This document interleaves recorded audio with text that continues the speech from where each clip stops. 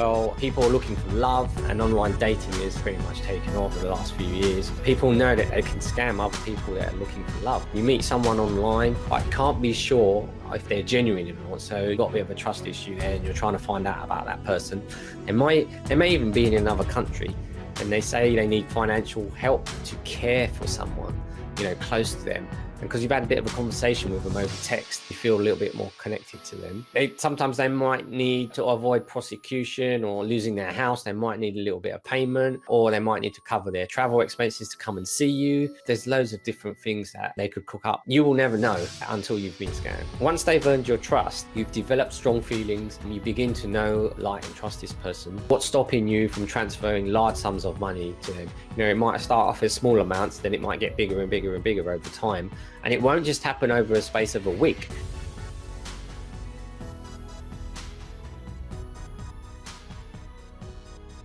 Hi, yeah, I'm calling from the bank. I wonder if I'm speaking to the right person. So can you just let me know your name, please? Yeah, okay, that's great. I just need to go through some security questions with you. Is that okay? It shouldn't take too long. Okay, so what was the last transaction you made through this account? Oh, okay, if you don't know, we'll move on to the next question. Can you tell me roughly what the balance was in the account? That's fine.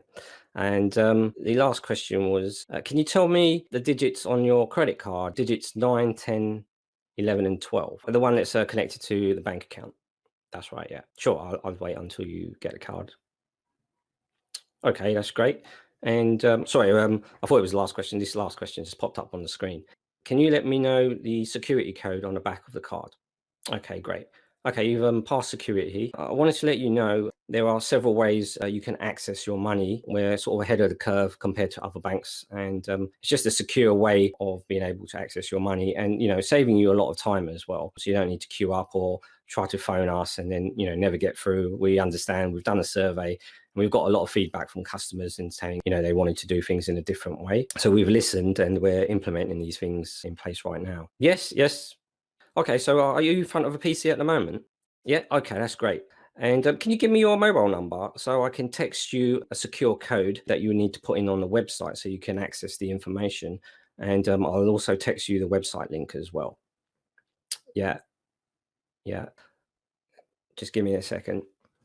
Okay, you should have the code sent to you by now. You received it? Okay, great. If you just click on that link, yeah, okay, yeah. If it's not working on your phone, sometimes it's not being updated. So what you need to do is just put that website link into your browser at the address at the top. Yeah, it's http://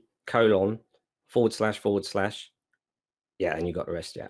Okay. And just put that code in that we've sent you on your mobile. So what you're looking at now is you've got videos on the tab at the top right-hand corner, and you've got lots of information there on different ways of accessing the page. What you will need to do is, like, wherever you go, you will need to enter certain parts of information. It's just that we need to update our databases, and we want to make sure it's the right person who's accessing that account. So it will ask you, once you've done it once, you don't have to do it again. That's great. So do you have any questions for me? Okay, let me just check that for you. I'm sorry, my PC is a bit slow at the moment. What I can do is I can call you back tomorrow. All right, that's great. You have a nice day. Take care. Bye. In case you don't know who I am, my name is Hitesh Daudia. I help home carers achieve more by doing less. As you probably guessed, today's topic, what we're talking about is investment and financial scams. This is following on from my last week's broadcast, is that with different scams that people are not aware of to do with the banks. If people have got access to this information of yours, that's your personal data, they will, sort of keep on until they've got the full picture of you as a person to be able to access your information as well. So we keep on trying again and again and again. I just want to give you a quick fact as well. Yeah, lots of people claim that they do know when they're, what's a scam and what's not a scam. Yet in 2018, 354 million pounds was lost to authorized push payment scams. You got to think about, can you afford to lose even a couple of £1,000, from someone scamming you? I don't think anyone can during this time that we're in, really. Today's discussion is, I'm just going to focus on going through a list of these scams and some tips you can do, and maybe advise your parents as well. on how to go about doing this, and just make them a little bit more aware. The difference for me, to know and not to do is not yet to know. Yeah, so people might have the common sense to say, yeah, that's common sense, I know that anyway. But when it happens to them, they'll be like, okay, I wasn't expecting that. But I'm not doing this to make you fearful or frightened about anything. I'm doing this to bring awareness to you, so you can maybe pass that information on to other people and bring awareness to them that are home carers, even for yourself as well. So I'm going to share my screen and I'm going to go through some of the concepts there as well. Obviously, you don't need to see me. What we're going to talk about is rogue traders. These people often come to your door, disguised as a tradesperson. They want to tell you that something needs to doing urgently on your property, for example, your roof or the driveway, but you won't always be aware of this. And the work may not even be necessary. A couple of months ago, I had someone knocking on my door, and basically they turned around and said to me, he looked up at the top of the roof where the guttering was, and he said, oh, you need to clean out your gutter. I'm happy to do it, for a really low price, but I'll also need to see the back of your house as well, just to make sure it's clean there as well. And I said to him, I'm fine, thank you. I didn't have anyone, but I said, I've got someone booked next week to come around and do it. Because you never know, once they come into the house, they're scanning to see what you've got, what valuables you've got in the house as they're going through your house to the garden. You can have a good idea of how to access the back area of your garden, see what's around in the area, if it's enclosed space, if it's open space.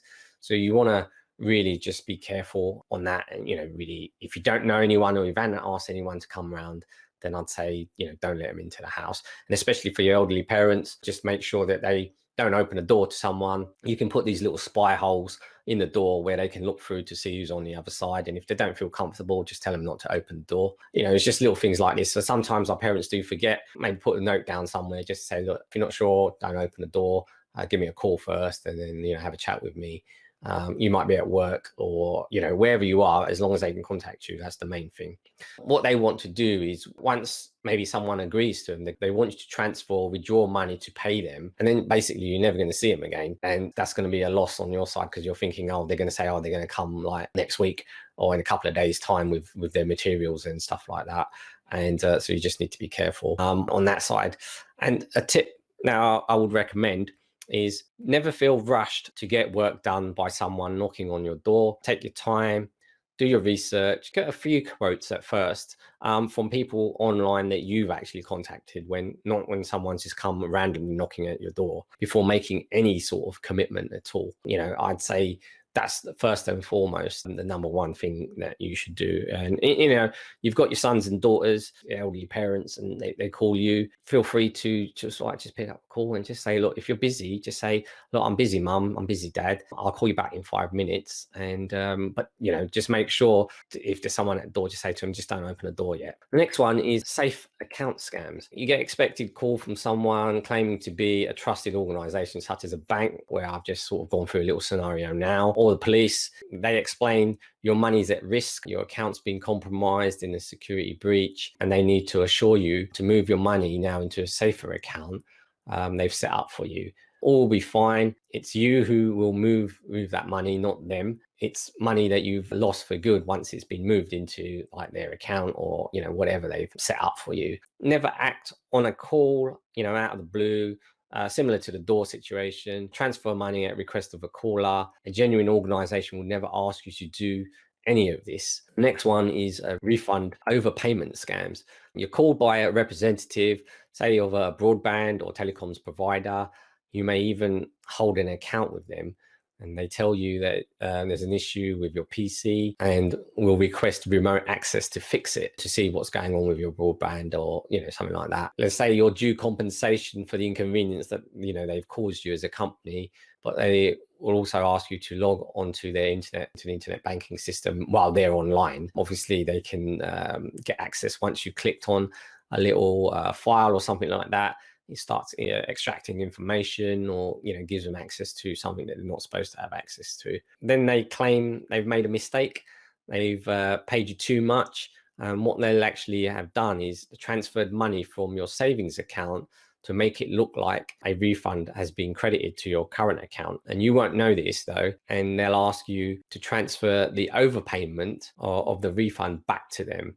Yeah, and they will give you some details to transfer to. It's not a good scenario to be in. Next thing you know, they're using your own security details to send your own money to them. And just like that, a large sum of money is gone. So a tip, don't allow yourself to be rushed into allowing remote access. Be sure who you are talking and dealing with. Never log on to the internet bank account while someone wants to remote to your device. Whatever device it is, I wouldn't recommend you click on any links or let anyone send you anything and click on it so they can access your mobile devices remotely. The next one is investment scams. Basically, a fraudster will contact you trying to get you involved with investments that will make you more money. They will typically say things like, oh, your bank is not giving you enough interest at the moment, but this investment is giving you like 10% return. Are you interested? And you'll be thinking, well, if I'm getting 0% right now, then 10% sounds pretty good. They may ask you to take part in some money, then you need some money up front to invest into something. It could be things like wine, diamonds, or alternate energy, or whatever they've cooked up for you to sort of like get you to lead in and buy into it. The actual investment, they do not exist, and you won't see any returns on your money you put in. As a tip, always visit the Financial Conduct Authority, the FCA. They put something together called Scam Smart on a website. Mentioned in last week's video, I went into a bit more in depth and I showed you the website and things like that. You can take a look at that video as well. I wanted to just mention that on this site, you can check a list of the risk potential investment. You can check out companies that are registered with the FCA. Can also see if the company has contacted you. You can see if they're operating without authorization. So that's something to look into. Online purchase scams, yeah. And with these, you'll see something, for example, like a vehicle, mobile phone, or concert tickets for sale online at a price, really too good to be missed. Then you notice the seller would prefer you to use a different, less secure payment method than the one the selling site advises, a method that won't protect you if things go wrong. And they'll have a little disclaimer saying that as well on the site, but it'll be in so small print you won't even read it. So you'll just click on it and then just start maneuvering around the website. Been emailing the seller all along, so everything should be fine, right? Yeah, question mark on there. But as soon as you've moved the money from your account, the emailers from the sellers stop. The bargain on a car you set your heart on never turns up. So, they will keep on messaging you and saying, yeah, it's going to turn up tomorrow. It's going to turn up the next day. Oh, they're having a few technical difficulties. So, but once they've got your money, they're no longer interested really. And so a tip, always use a reputable website or app on your phone, and make sure it's secure, when you're buying any goods. For larger purchases, for example, a car, make sure you see what you're buying before actually parting with any money. You want to see that item physically. You don't want to see it sort of a couple of days later once you've transferred the money. I would never sort of advise anyone to do anything like that, or go down that road even. The next one, we've got social media, like WhatsApp scams.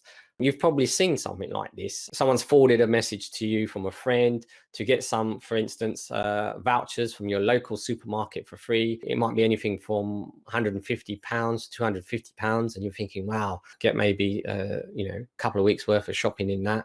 And so you click on the link to go to a fake website. It's got supermarket branding, and they've cloned the website, similar to the actual supermarket, and they ask you to fill in your details to claim your voucher via a survey. And once you fill in that information, then obviously they get that hold of that information, and they can do what they want with it. So I've never gone onto these surveys, so I don't know what to expect, but I would highly recommend that you don't do this. Don't click on any WhatsApp links any of your friends sent you, because it seems like a good deal.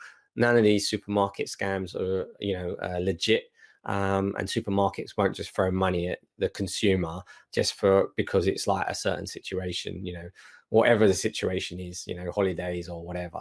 And if you're ever worried about what someone sent you, what you can do is, whatever the heading is, you can always type in that heading and then type in scam in your browser, and it will bring up lots of websites. And people have come across these scams before, might have wrote something on a forum, to have a quick read on the forum to see if it's real or if it's not. probably 99%, well, 99.9% of the time, I'm pretty sure all of this is not real. So you just need to be aware of that as well. The tip I just want to share with you on that is, usually if you look very carefully at the website that you've been redirected to, one letter will be slightly different compared to the normal supermarket chain website address. So for instance, if you look, it will say http://. Now, if it has an S after the P, like HTTPS, basically that means it's secure. Yeah, it's a secure site. And most of these sites will not be secure. And they will just be http://.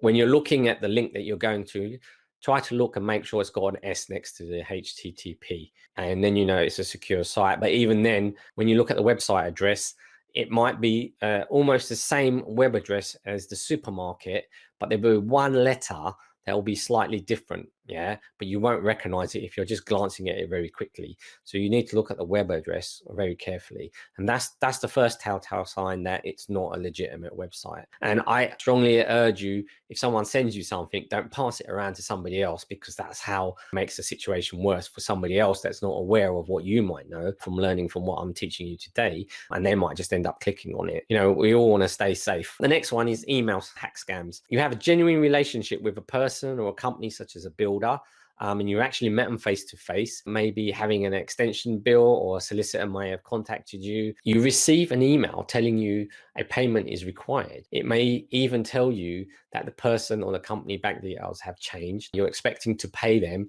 so you think, oh, nothing of it, because you've got to make that payment anyway. So for instance, if a builder's just recently worked on your house and they've said, oh, you can make the payment within the next week, in between then a scammer has sent you an email, you might assume that it's your builder because it's come from his email address, and you'll end up paying the money. If I was in your situation, I'd always call the person just to make sure that you can ask them, did you send me an email just now?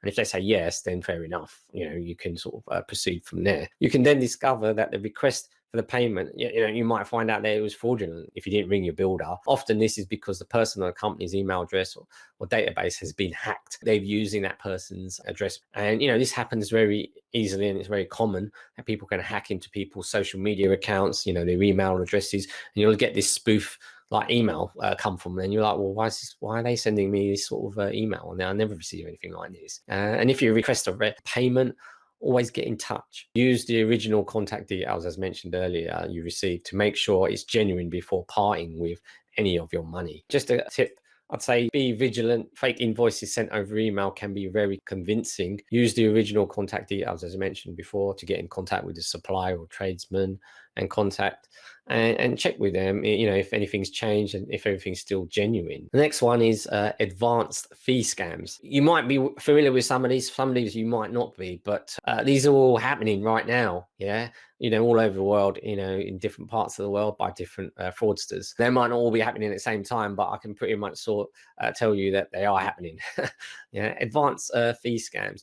A fraudster will contact you to ask you upfront for a fee in order to receive some goods. You might have had lottery winnings or a loan you have inquired about, and then you need to make a payment, but you don't receive what you were promised, really. Never sort of part with anything because someone says you won a lottery ticket, but they need to have a £5 fee for you to be able to access £250,000 that you've won. I wouldn't fall for it either. If it's too good to be true, it probably is. And you never part with any money without first doing your due diligence. Look at if these offers are really genuine or not, if people are just generally trying to scam you. This is quite rife as well. People are looking for love, and online dating is pretty much taken off over the last few years. People know that they can scam other people that are looking for love. You meet someone online, but you can't be sure if they're genuine or not. So you've got a bit of a trust issue there, and you're trying to find out about that person. They may even be in another country, and they say they need financial help to care for someone, close to them. And because you've had a bit of a conversation with them over text, you feel a little bit more connected to them. Sometimes they might need to avoid prosecution or losing their house. They might need a little bit of payment, or they might need to cover their travel expenses to come and see you. There's loads of different things that they could cook up. You will never know until you've been scammed. Once they've earned your trust, you've developed strong feelings. You begin to know, like, and trust this person. What's stopping you from transferring large sums of money to them? It might start off as small amounts, then it might get bigger and bigger and bigger over time. And it won't just happen over a space of a week. It might happen over a space of 2-3 years, yeah, while they're getting to know you, sort of finding out what your character is like as a person. They will do this over time. So if you never ever heard from them again after transferring all this money immediately afterwards, these are true stories, and people have been going through these, at times, thing to happen. And, my tip, keep conversations through a reputable dating online platform. They will try to lead you away to another platform, but try to say to them, look, I'd like to stay and have a conversation here. They turn around and say, oh, okay, I'd prefer to talk over there. It's a red flag. Don't entertain it. Don't follow them to the other site that they want you to go on to. Usually they want you to click on something, so they will be able to extract that, find out your IP address, what area you're in. Next thing you know, you might get a letter through the post. It's just simple ways of protecting yourself. And never give out personal information, never send money or receive money from someone you've only just met. They might ask you, I've received some money, but I need to transfer it into your bank account. Can you give me your bank account details so I can transfer this money? Never do that, ever. As I said, some of this is common sense, but then what you practice and what you preach is something completely different. So you just want to be careful on that side of things. The next one's courier scams. So obviously, lots of people like ordering things from Amazon, and Amazon use different courier services. A fraudster will call you pretending to be from a building society, bank, even like a wholesaler, something that you're expecting a delivery on, and they're claiming that they're from the bank, they're from somebody else just doing some checks. Fraudulent people that are delivery people, and they're actually the fraudulent people themselves. So they might put that into that sort of situation and say they want to investigate something and they just need your help. Make it all up. They'll make the story up, and they'll make it very believable, because they haven't just wrote it down on a piece of paper. They've actually thought about it. They've put things together and they've tested it out a few times on a few people, and then they found out what didn't work, and then they sort of tweak it again. And you might be a victim of no means by yourself, of your own, but just someone who's contacted you on the phone from a bank trying to sort of extract that information. It could be as part of a fake investigation, and maybe asked to take out money or to buy something. But unfortunately, the fraudster only has one thing in their mind, and is trick you. Never give anyone your banking information, your card, your PIN number, any last digits, first digits, any digits of your credit card, or take money out to buy goods for someone who claims that this is necessary for the investigation. A genuine organization will never ask you to do this. The last one is money mule scams. If you're not sure what money mules are, basically these are scams that involve people getting unknowingly involved with helping fraudsters move money or stolen money around.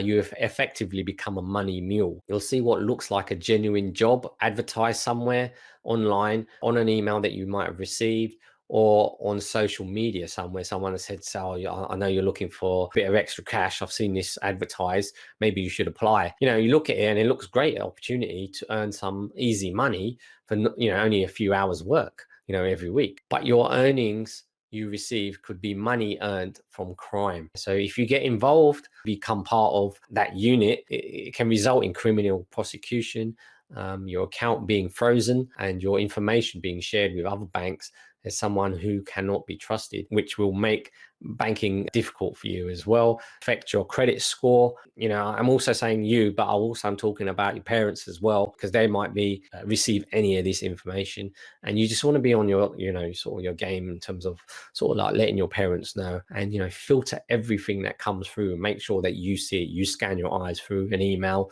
something that they're clicking on the social media with their sort of group or something like that. But obviously you don't want to invade their privacy, but every now and again you just want to do like random checks and just make sure everything's okay. As a tip, a genuine company will never ask you to use your bank account or to transfer any money, and don't expect any job offers that ask you to do this either. A legitimate job is wanting to recruit you, so they will never ask you for money. And if they say, oh, it's a new process we're doing and we just need you to deposit some money into the bank account, so we know you're legitimate, do your credit screening checks and all of this, you never need to part with any cash. And I'm sure you know this, but just in case, you become a money mule by moving money around. Or they might say to you, oh, we need to give you some money for your uniform or whatever, so we're going to transfer it to your bank account. Can I have your bank account details, please? You haven't even had the interview yet. So that should put up a red flag for you straight away. Be wary of job offers from people or companies overseas, especially not in your own country but overseas, because there's no way of really tracking these people from overseas, because they will mask their IP address address.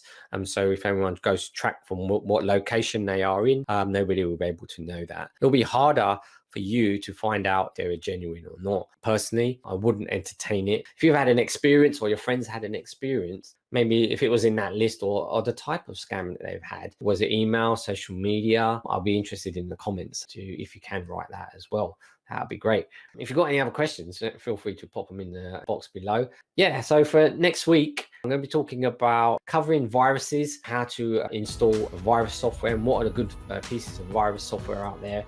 There's many, and how do you know which ones to trust? When you do a Google search for virus software, there'll be the top 10 softwares. It's finding out what actually works, because they might ask you to download something. They even do this. It's a bogus site. Virus. You have no virus on your machine, but when you go to this bogus virus site and they say, "Oh, we'll protect your PC for £49 or something like that for the whole year," and you click on that link, you install something, and then you have virus on your machine because you installed it. But I'll go a little bit more into that next week, as I always say. Sometimes I always forget it as well, but remember to achieve more by doing less. Don't you think it's about time? Take care.